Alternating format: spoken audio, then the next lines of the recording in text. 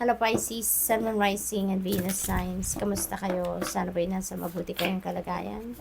Welcome back po sa Star Tarot. Kung bago kayo rito, welcome din kayo. Thank you sa inyong support.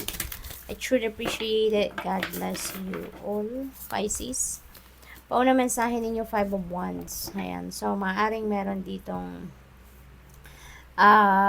hindi kayo pagkakaintindihan with someone, maaaring nagkaroon kayo dito ng debate, disagreement, no? Palitan ng mga salita, palitan ng opinyon, at hindi pa rin nagkaintindihan siguro, no? So, merong nangyari ditong yung bang hindi kayo naghibalay ng nasa same page ba, no? So, may disagreement talaga. 9 of Wands, kailangan ninyo dito na magpakatatag, kailangan ninyo dito na mag-set ng personal boundaries, kailangan ninyo dito na depensahan siguro ang inyong sarili. So, maybe that is related to this 5 of Wands. Baka kailangan ninyong depensahan ang inyong sarili from that person na nakausap ninyo na, alam mo yun, yung ang tawag doon, yung nakipag-diskusyon kayo. Yung gano'n, baka kailangan ninyong depensa ng sarili ninyo from that person, no? So, use your own judgment and discernment, no, Pisces, kung ano sa tingin ninyo ang nararapat ninyong gawin, kung ano sa tingin ninyo ang best ninyong gawin, do it, no? Follow what your intuition is telling you, okay, Pisces? Pakinggan ninyo ang bulong ng iyong intuition, you will be guided kung ano nararapat ninyong gawin, lalo-lalo na sa sitwasyon na ito, okay? 8 of Wands, yan, things are going to move quickly. This is a fast-moving energy, kaya may mga movement dito na mabilisan ang galawan. May mga movement dito na kailangan dito ng maraming siguro.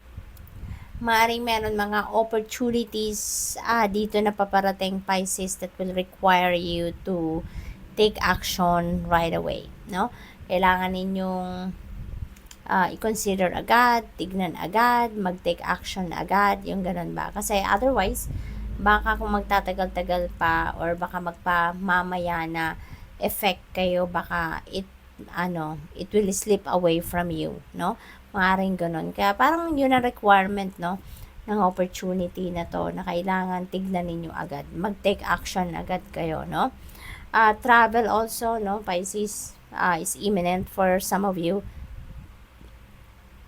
So, maaaring kayo ay babiyahe talaga. We have Justice. You're getting what you deserve. This is karma as well at play. Maaaring meron kayong mga pinaglalaban din ngayon sa korte, no? Kung ano man yan, maaaring nag-e-expect na kayo ng resulta ng decision ng korte, and that could come very soon, no? That could come very soon. We have 8 of Wands energy. So, maring mabibilis na din finally ang takbo ng kung ano man yan, dinideal with ninyo sa korte, no? Balance will be back in your life then, Pisces. So, that is really a good sign kasi magiging mas kalmado na kayo, matahimik na kayo, mas magiging maayos na rin ang inyong pakiramdam.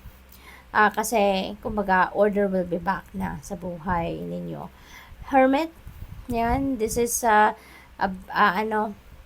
calling para sa iyo to go deep within you, no? So, ibig sabihin niya na kailangan ninyong mag-spend time, kailangan ninyong mapag-isa, kailangan ninyong magmuni-muni, magnilay-nilay, kailangan ninyo na mag-inner work, no? Kasi maaaring may mga guidance, may mga kailangan kayong tignan, 'di ba? Sa sarili ninyo. Maybe you need to dissect your feelings and emotions, Pisces. Kaya kailangan na mag-solitude kayo. Okay? Para nang sa gayon makita ninyo yung makita ninyo yung inyong sitwasyon talaga. Kasi minsan pag busy tayo, kapag marami tayong ginagawa, physically tayo busy, pati yung isip natin umaandar din, 'di ba? Kaya hindi natin naiisip or hindi natin nakikita yung realidad talaga natin, kasi if we are focused on some areas only. Minsan, meron tayong nakakaligtaan, meron tayong na-overlook na sitwasyon sa buhay natin. Kasi if we are so focused on one or two things only, 'di ba? Kaya kapag nagsusolitude tayo, kapag mag-isa lang tayo, nagninilay-nilay, nagmumuni-muni, doon natin nakikita yung parang the whole picture, 'di ba, ng ating sitwasyon. Kaya maaaring 'yun ang kailangan ninyong gawin sa ngayon, okay?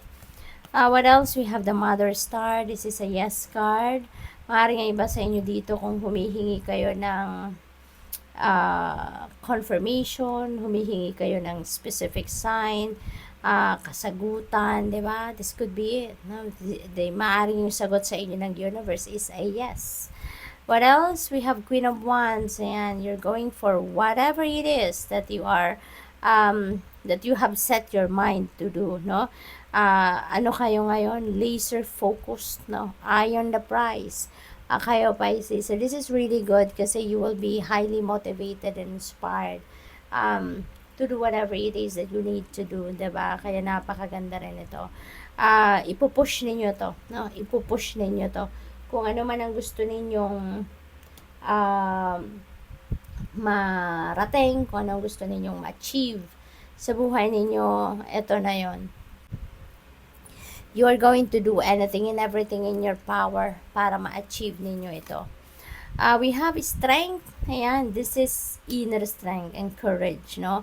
Na kailangan ninyong i-activate sa sarili ninyo kasi medyo parang challenging, no? Yung energies na maaring bumalot sa inyo around this time. So, magpakatatag lang kayo, tibayan ninyo ang inyong loob at alalahanin ninyo na lahat naman ng bagay sa mundo, 'di ba? Nangyayari 'yan for a specific reason. And huwag kayong sumuko, no? Yun lang kailangan din ninyong gawin. Huwag kayong sumuko, never give up. Normal sa buhay, no, na mayroong mga problema, challenging situation, pero pasasaan ba at masusolusyonan mo din 'yan. Palagi nating alalahanin na walang problema na binibigay sa atin ng universe na hindi natin kaya.